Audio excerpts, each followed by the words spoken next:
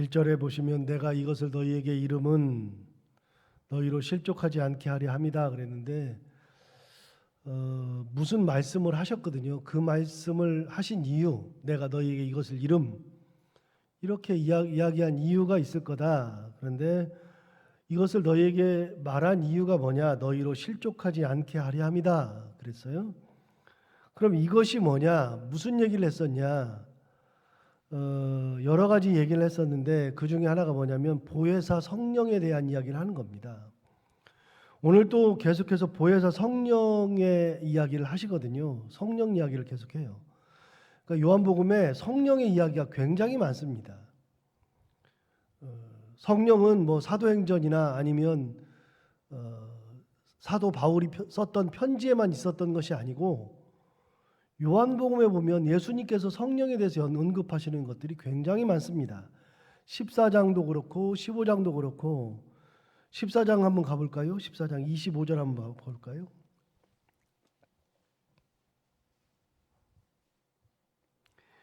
(14장 25절) 보면 25절 위에 제목이 있는데 제목에 뭐라고 되어 있냐면 보혜사라고 딱 되어 있잖아요. 그러니까 보혜사에 대해서 얘기해요. 그래서 25절 보시면 내가 아직 너희와 함께 있어서 이 말을 너희에게 하였거니와 보혜사 곧 아버지께서 내 이름으로 보내실 성령 그가 너희에게 모든 것을 가르치고 내가 너희에게 말한 모든 것을 생각나게 하리라.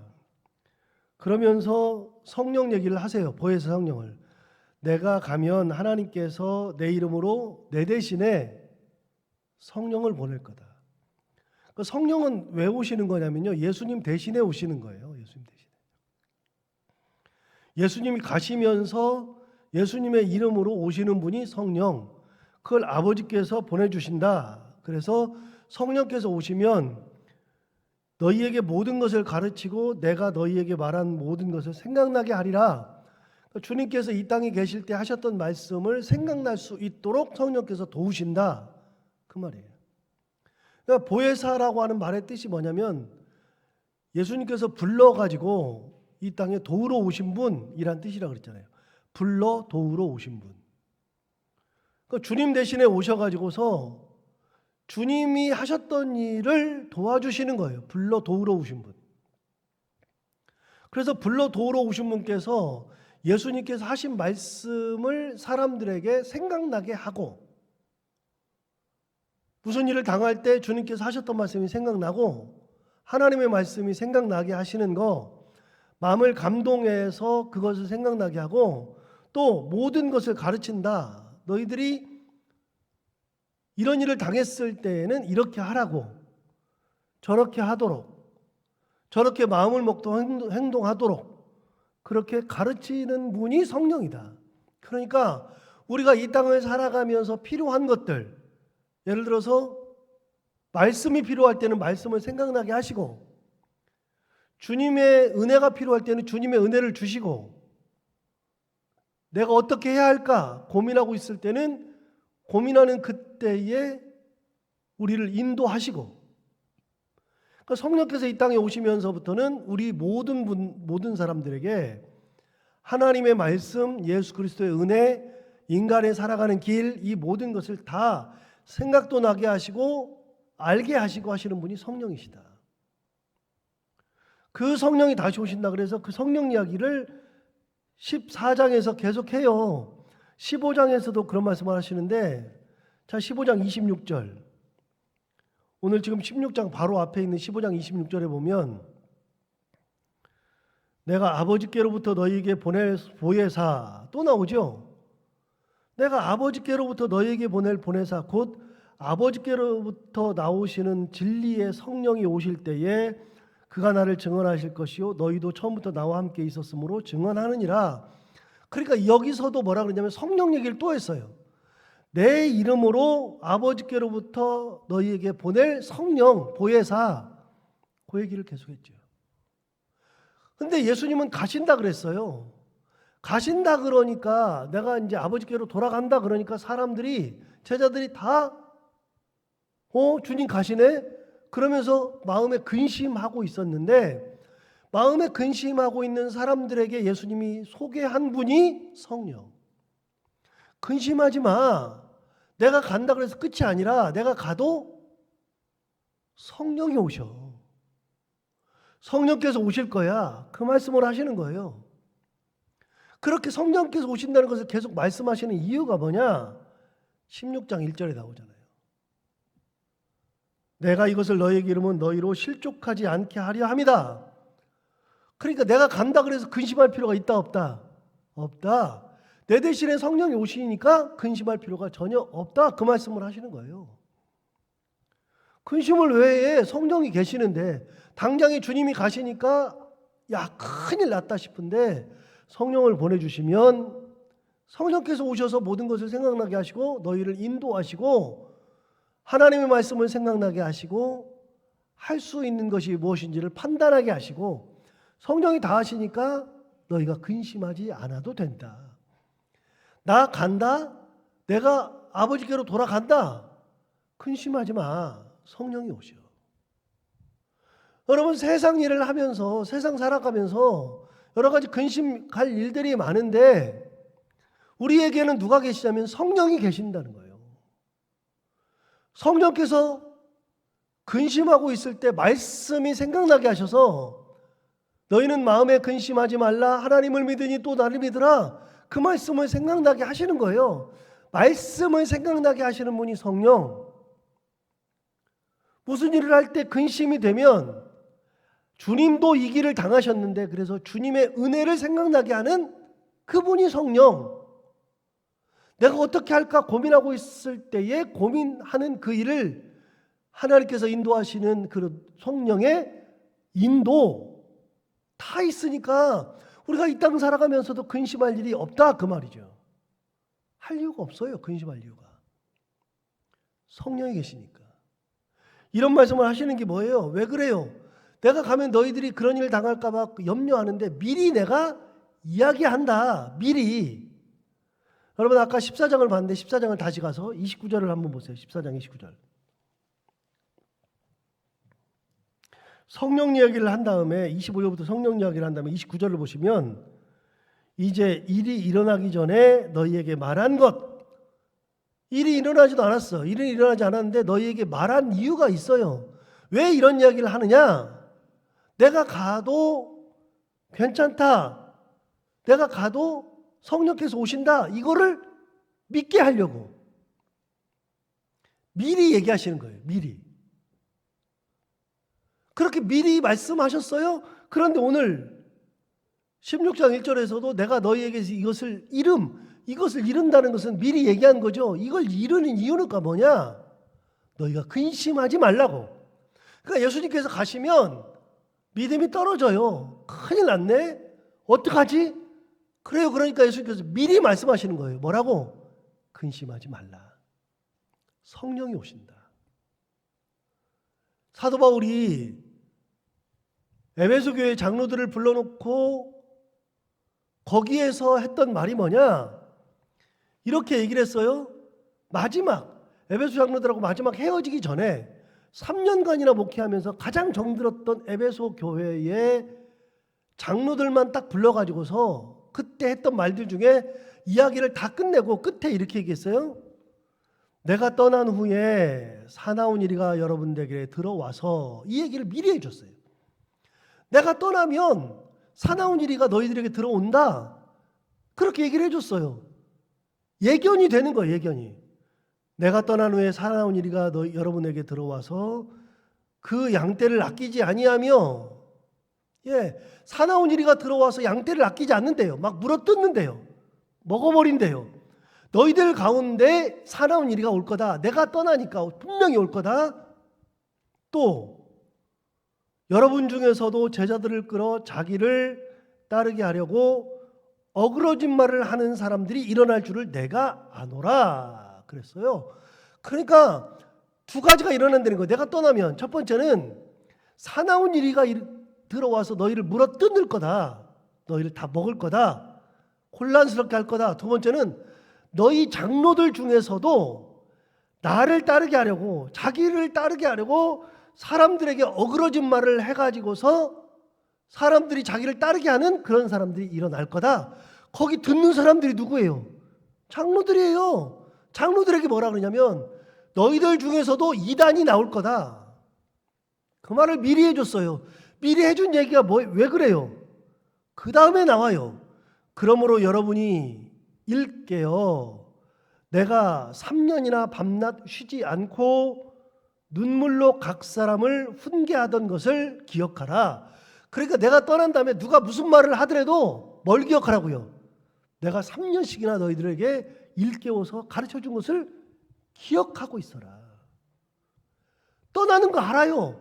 사람들이 떠나는 거 아는데 떠나면 이 일이 분명히 일어나. 두 가지 중에 하나가 사나운 이리가 들어와 가지고서 교회를 어지럽히거나 또 장로들 중에서 한 명이 일어나서 자기를 따르게 하려고 어그러진 말을 자꾸 해서 자기를 따르게 해서 분파를 만들거나 그러니까 그런 일이 생길 때 뭐 하라고요? 내가 3년씩이나 밤낮 쉬지 않고 일깨워서 너희를 가르치던 것을 훈계하던 것을 그때 기억해라. 그래서 그 잠시 후에 사나운 이리가 들어오면 무슨 생각을 해요? 아, 사도 바울이 마지막으로 예루살렘으로 잡혀가기 전에 이런 얘기를 했지. 그걸 기억하라는 거예요. 3년씩이나 사도 바울이 가르칠 때 뭐라고 가르쳤냐면 예수님만 의지하라고 가르쳤지. 이걸 기억하라는 거예요. 누구 말을 따르지 말고 말씀을 의지하라. 그래서 나중에 뭐라 그러냐면 내가 너희를 말씀에 주의 말씀 성령에 너희를 맡긴다 그랬어요. 사람들에게 맡기는 게 아니라 이 말씀 뒤에 내가 너희를 은혜의 말씀에 부탁한다. 말씀이 너희를 붙들고 있어야지 사람이 너희를 붙들고 있으면 안 된다. 그걸 기억하라는 거예요. 예수님 지금 뭐라 그래요? 내가 떠나면 큰일 날 줄 알지? 내가 너희들에게 이것을 미리 말하는 이유가 있어. 근심하지 마. 괜찮아. 그런데 근심하는 이유가 있어요. 왜 근심하느냐? 내가 떠나면 반드시 이런 일이 생긴다 그래요. 오늘 본문 16장 2절 가봐요. 2절. 사람들이 너희를 출교할 뿐 아니라 때가 이르면 무릇 너희를 죽이는 자가 생각하기를 이것이 하나님을 섬기는 일이라 하리라. 예수님이 가시면 성령이 오신대요. 성령이 오니까 실족할 필요가 없대요. 왜 실족을 하느냐? 사람들이 실족하는 이유가 뭐냐면 예수님이 가시고 나면은 드디어 이제 예수님이 가셨으니까 사람들이 나를 죽이려고 했던 사람들이 너희들을 다 출교해버린대. 출교가 가장 무서운 말이라 그랬어요. 그 당시에. 출교를 해버린대. 사람들이 출교를 해버리니까 나 출교를 안 당하기 위해서 어떻게 해야 돼요? 이제 예수님 모른다고 해야 돼. 여러분, 나면서부터 보지 못하는 사람을 예수님께서 눈을 뜨게 했잖아요. 눈을 뜨게 했을 때에 그 사람, 눈을 못 뜬 사람이 아니라 나면서부터 걷지 못하는 사람. 걷지 못하는 사람을 예수님께서 걷게 했어요. 걷게 했더니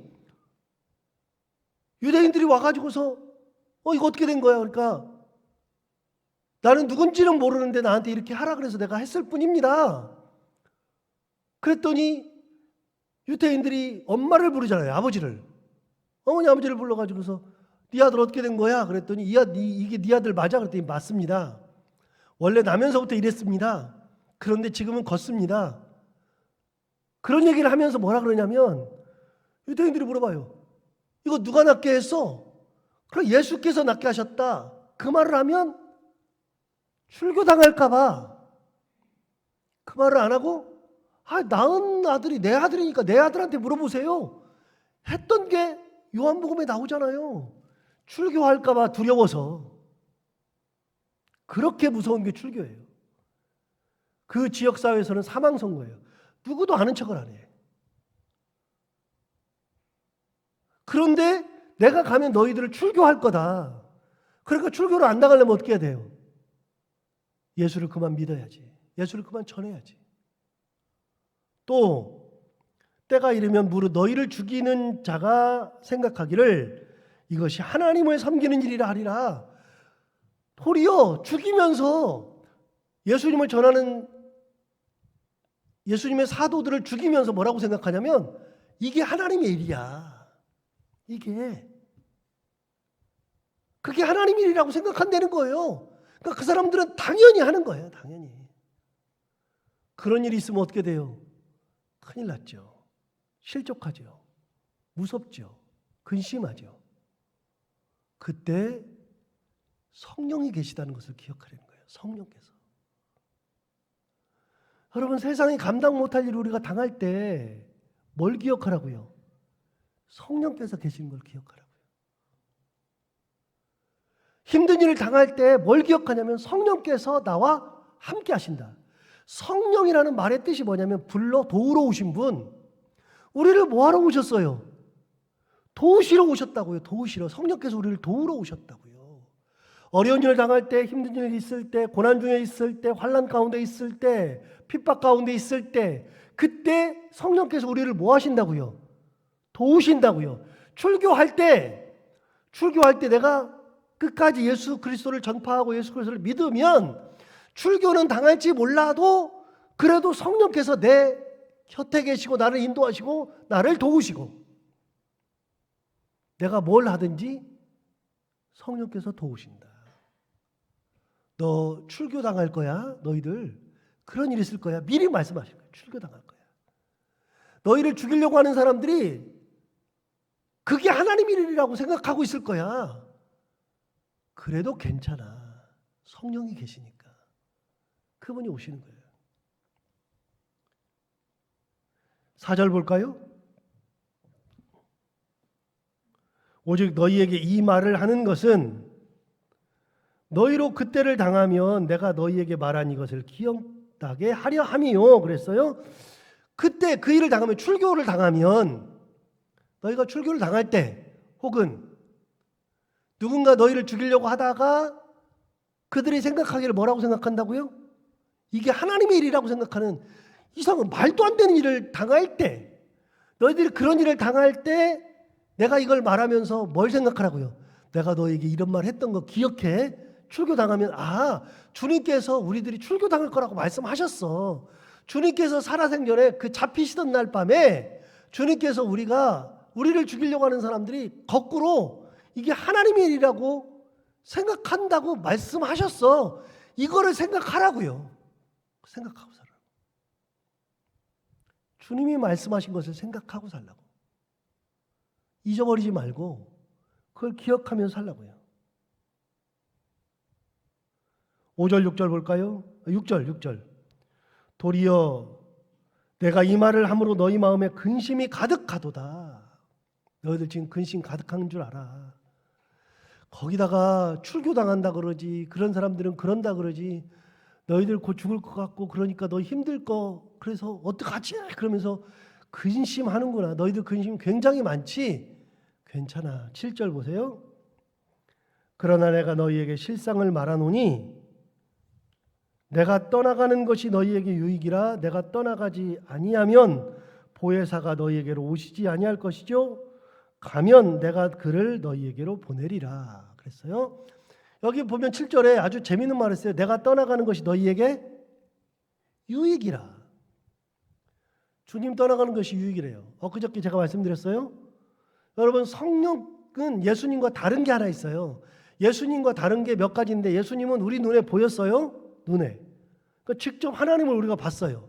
하나님이 우리 가운데 오셨으니까 우리가 하나님을 봤어요. 눈으로 봤어요. 33년을 봤어요. 33년을 이 땅에 계시면서 제자들과 함께 먹고 마시고 가르치고 직접 다 했어요. 주님께서 보여줬어요. 그런데 성령은 눈에 보이지 않아요. 그런데 예수님은 33년 동안만 계셨지만 성령께서는 그 이후로부터 영원토록 우리와 함께 계세요. 또 예수님은 보이는 곳에만 계셨어요. 제자들과 같이 계실 때는 제자들과만, 예루살렘에 계셨을 때는 예루살렘에만, 갈릴리에 계실 때는 갈릴리에만, 그렇게 해서 가는 곳에만 주님이 계셨어요. 그런데 성령은 장소를 가리지 않아요. 우리 교회에만 성령이 계시는 것이 아니라 성령은 이 땅 어느 곳에나 다 있어요. 케냐에 가서도 있다고 느꼈다 그랬잖아요. 저는 어디서 또 느끼냐면 여수애양원을 가면은 진짜 느끼는데, 여수애양원을 가면 거기 손양원 목사님 계시던 데니까 손양원 목사님 순교가 유명하지만 여수애양원은 뭘로 유명하냐면요, 손양원 목사님은 훗날 거기를 이렇게 부임하신 거예요. 그 교회에 부임하셨는데 그 교인들이 전부 다 나병 환자들이잖아요. 나병 환자들이니까 나병 환자들이 원래 유명한 거예요. 원래 그 사람들이 출발점은 광주예요. 광주에서 사람들이 몰려들어가지고서 나병 환자촌, 나병촌을 만들었는데 그걸 사람들이 놔둘 수 없으니까 어디로 보냈느냐? 전라남도 여수 저 밑으로 보냈다고요. 저쪽 끝으로. 거길 들어가기도 힘들어요. 그거를 그 나병 환자들이 걸어서 갔어요. 걸어서. 그 당시에는 차로 간 것도 아니에요. 걸어서 가면서 막 피 철철 흘리면서, 나병 환자들은 놀랍게도 피부에 감각이 없는 병이니까 피가 흘러도 피가 흐르는지를 몰라요. 아파도 아픈지를 몰라. 그래서 나병 환자들이 가장 무서운 게 뭐냐면요, 불을 떼고 있는데 불이 붙어 있는데 불 붙은지를 몰라. 이게 얼굴이 이그러졌는데도 몰라요. 그 사람들이 걸어가요. 아픈 줄을 모르고 가는데 피를 철철철철 흘리면서 걸어가. 그래가지고서 자기 짐을 싸들고 간 곳이 애양원이죠. 애양원에 갔는데 그 애양원에 가가지고 다 죽어가죠. 그때 누가 왔느냐? 거기를 가보면 그 손양원 목사님 거기 관련된 기념관만 가서 보고 그러는데 그게 아니라요, 교회 바로 맞은편에 거기에 박물관이 있는데 옛날에 거기서 병원을 했다고요. 그 병원을 가보면, 박물관을 가보면 1900년대 초반에 미국에서 왔던 선교사들을 쭉 걸어놨어요. 애양원에,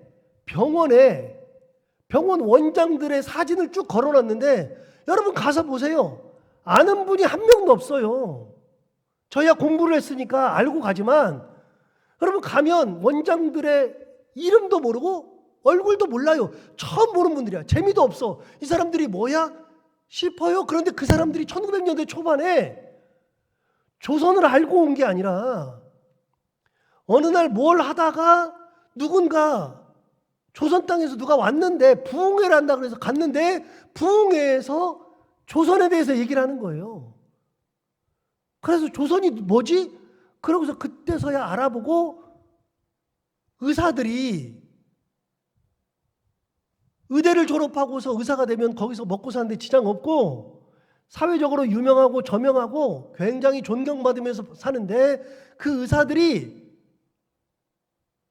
하나님이 주시는 감동으로 거기까지 간 거예요. 애양원까지. 여러분 1900년대 초반에도 우리는 알지도 못했던 애양원에 갔어요. 누가 역사하시는 거예요? 성령이 역사하시는 거예요. 그 마음을 누가 감동해요? 여러분 거기 있으니까 가요. 의사들 빨리 가요. 그럼 가요? 누가 가요? 누가 가냐면 성령에 감동된 사람들. 제가 이제 나중 되면 오후에 찬양 예배를 하면 보여드릴 영상들을 꽤 많이 가지고 있어요. 오후에는 뭐 예배도 드리지만 제가 가지고 있는 뭐 영화도 보고 뭐 그다음에 뭐 텔레비전에서 했던 것들 뭐 이런 것들을 좀 모아놓은 게 많아서 그걸 좀 보려고 그러는데 그 중에 하나도 여러 개가 있는데 우리나라 의사들 중에서도 지금 마다가스카르에 간 사람이 있어요. 그 양반은 잘 나가는 거 다 때려치고 하나님의 마음으로 마다가스카르까지 가 있어요. 여러분 마다가스카르가 어디 있어요? 알기나 해요? 저도 그걸 보면서 마다가스카르를 찾아봤어요. 갈라 그랬더니 우리나라에서요 직항로가 없어가지고 3번 돌아가야 돼. 바로 가는 게 없어요. 그 조그만 나라에 가가지고서 거기서 모든 환자들을 다 보면서 예수 그리스도의 은혜를 실천하는 사람, 그런 사람이 나와요. 제가 가라 그러면 가요? 목사님이 설교하면 막 가요? 아니요. 성령께서 감동하시니까 그러는 거예요. 예수님이 가셔서 큰일 났다 싶었는데 예수님이 가신 다음에 우리에게 보내주신 분이 누구냐면 성령을 보내주셨는데 성령은 어디에나 다 계세요. 어디에나. 시간과 공간을 제약하지 않아요. 예수님은 시간과 공간을 제약했어요. 33년 시간, 공간. 예수님이 계시는 갈릴리, 예루살렘, 나사렛, 애굽, 예수님이 계시는 곳만 공간의 제약을 받았어요. 성령은요, 어느 나라나 다 계세요. 시간을 초월해서 100년 전, 200년 전, 300년 전, 지금도 어느 곳에나 다 계시는 분이 성령이에요. 각 사람의 마음에 다 들어가서 계시는 분이 성령. 그러니까 뭐라고 말씀하시는 거예요? 내가 가는 것이 너희에게 유익이다. 이제는 다 편만하게 오셔야 된다. 내가 가야 유익이다. 봐요. 내 자식이 지금 어디 있어요? 여러분의 자식들이 같이 사는 분이 별로 없잖아요. 이제 애들이 장성하면 다 떠나 있잖아요. 저만 해도 뭐 큰아이는 예루살렘에 가 있다가 지금은 군대가 있으니까 여러분 다 다른 데 있어요. 그런데 다른 데 있는데 제가 뭘 어떻게 해요? 제가 할 수 있는 게 없잖아요. 그런데 놀랍게도 성령께서 그 아이의 마음을 붙들고 계셔. 어느 곳에 있든지.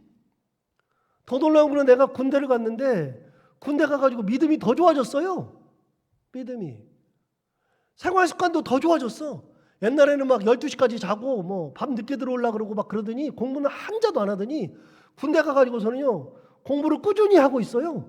그러면서 저보고 뭐라 그러냐면 자기는 군대 와서 공부를 열심히 하니까 아빠는 열심히 운동하시래. 그러면서 하나님의 은혜 이런 걸 얘기해요. 여러분 멀리 떨어져 있어도 내 자식이 지금 지방 애들 다 가 있잖아요. 지방에 가 있고 다른 데 가 있고 다 다른 데 있잖아요. 거기서 살아가잖아요. 내가 간섭할 수 있는 것이 하나도 없잖아요. 그런데 놀랍게도 거기에서 하나님의 은혜 가운데 살아가고 하나님께서 돌봐주시는 것이 있고 그 은혜가 있어야만 우리가 사는 거예요.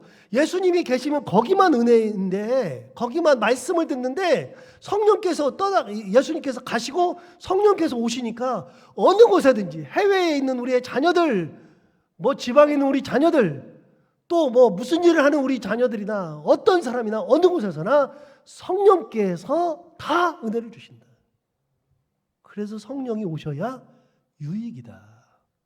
내가 떠나가는 것이 너희에게 유익이라. 걱정하지 마. 너희 출교당해도 괜찮아. 사람들이 너희를 죽이려고 하면서도 하나님의 일이라고 그렇게 뻔뻔스럽게 얘기해도 괜찮아. 어려운 일 당해도 괜찮아. 핍박 속에 있어도 괜찮아. 성령께서 너희를 도와주실 거야.